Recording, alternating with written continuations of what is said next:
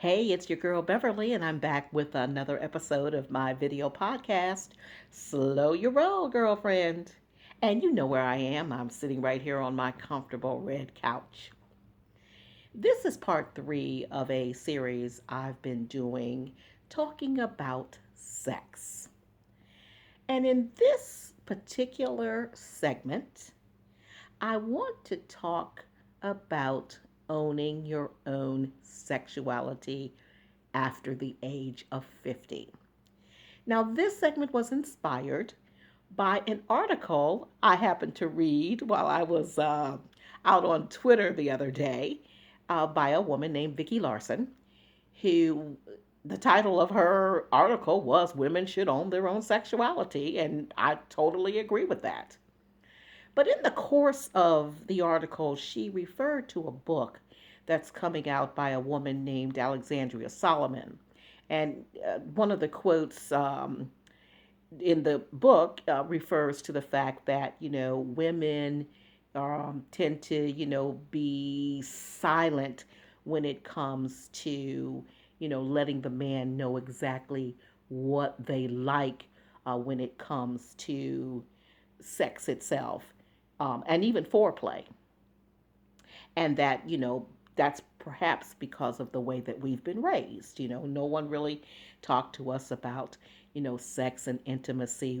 A lot of times we had to just kind of discover it ourselves or, on our wedding nights or, you know, whatever. So I thought, you know what?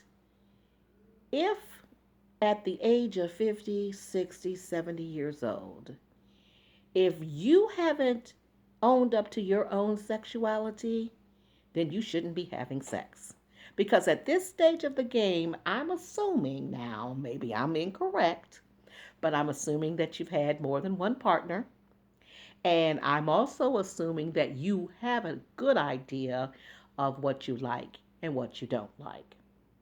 As a matter of fact, my husband asked me point blank one time what pleasures I had.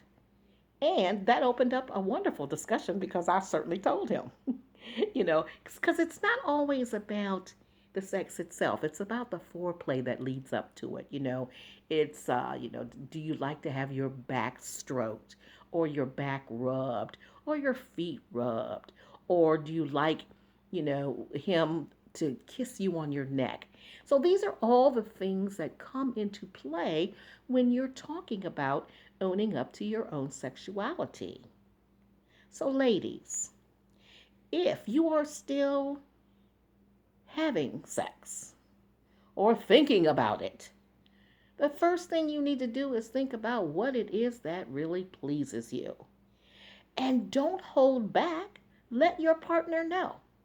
Now, if they can't do what you ask them to do, then of course you have to make a decision as to whether or not you want to continue along that line.